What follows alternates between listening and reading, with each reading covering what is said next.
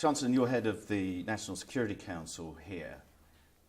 Clearly there are a lot of preparations being made for the battle for Mosul, so-called. Are the Kurdish Peshmerga going to participate in that? Definitely. We have looked at the plan. The plan has been prepared and we've reviewed the plan. And definitely Peshmergas are going to participate. But of course there will be some limitations of how far they can go. What are those limitations? There are some geographical limitations that we don't want to go to the areas that will probably create some sensitivities. So, but basically on the plan, it's very clear how far the Peshmergas can go.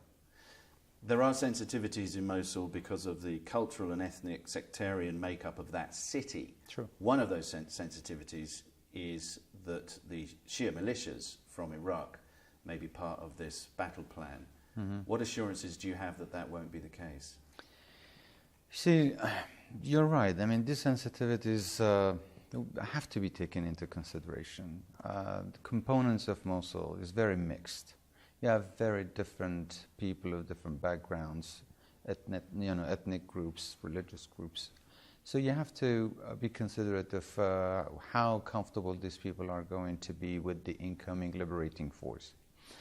Some of the forces that are not well accepted by the local communities must not try to get into the city, basically to not irritate the population or to not push them to collaborate with ISIS. Do you believe them? I have no reason not to believe them. Has the Peshmerga been given the resources it needs to be an effective partner?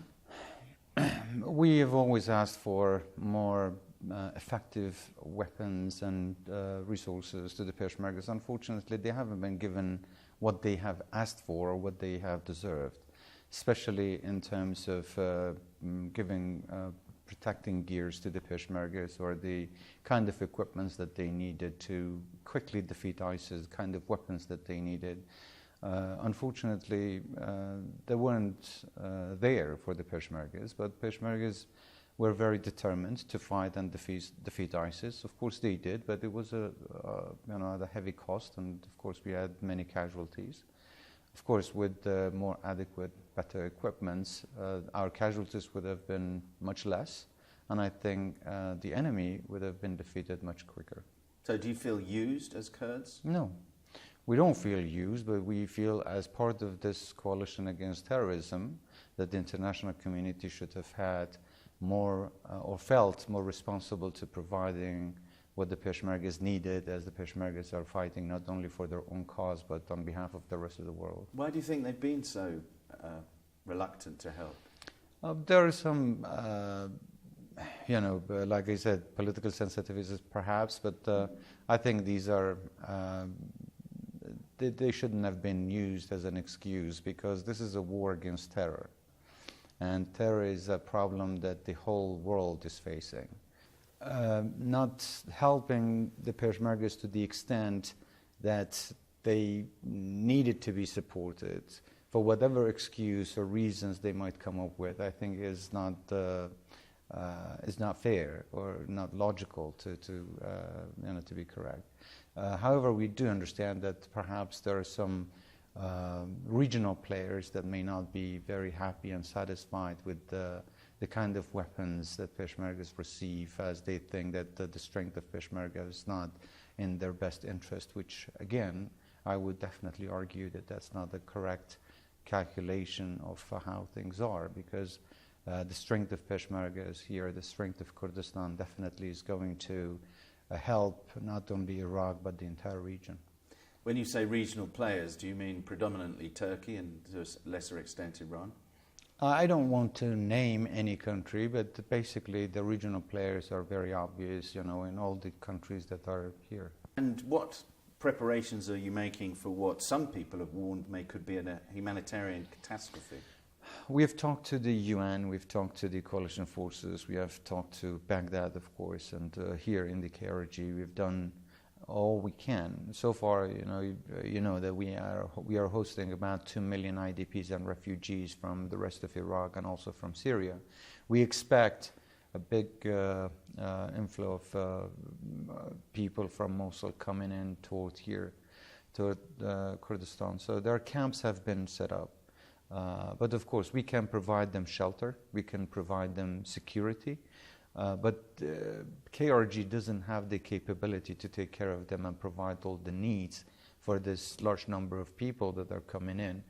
You talk about a short campaign, that would be everybody's preference in Mosul, but the pattern in Fallujah, Ramadi is that it could take years. Is that something that you think is conceivable with a city this big? I think it's going to be a difficult war in Mosul. Based on the information that we have, they're preparing to fight very fiercely inside the city. They are digging tunnels.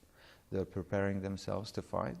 But at the end, during the war, you never know what happens. So they could collapse.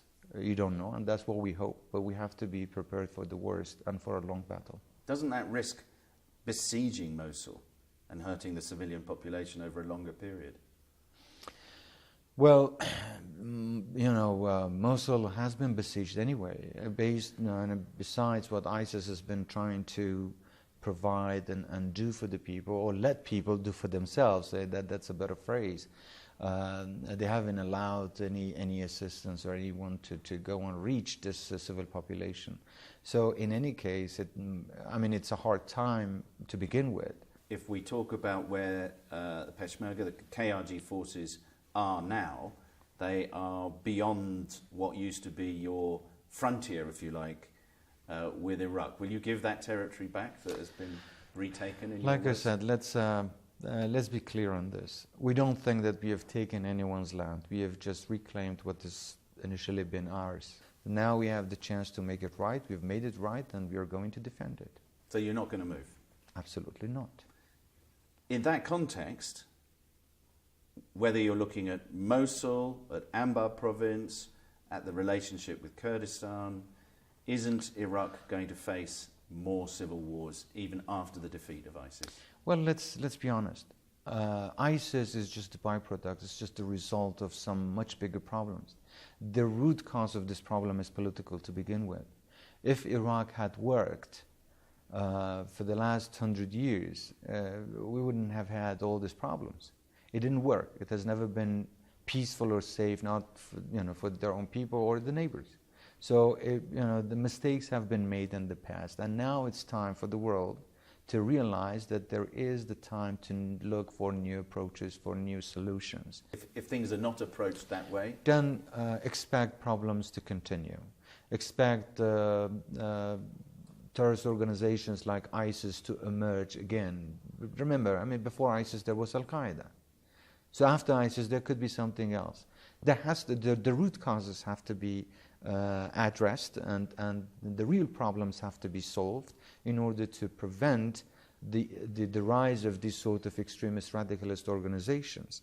Imagine if political structure worked, there could have been economic prosperity, there could have been social order, there could have been peace among all the people. So there would be security everywhere. So there would be no vacuum for these radicalist terrorist organizations to come and grow.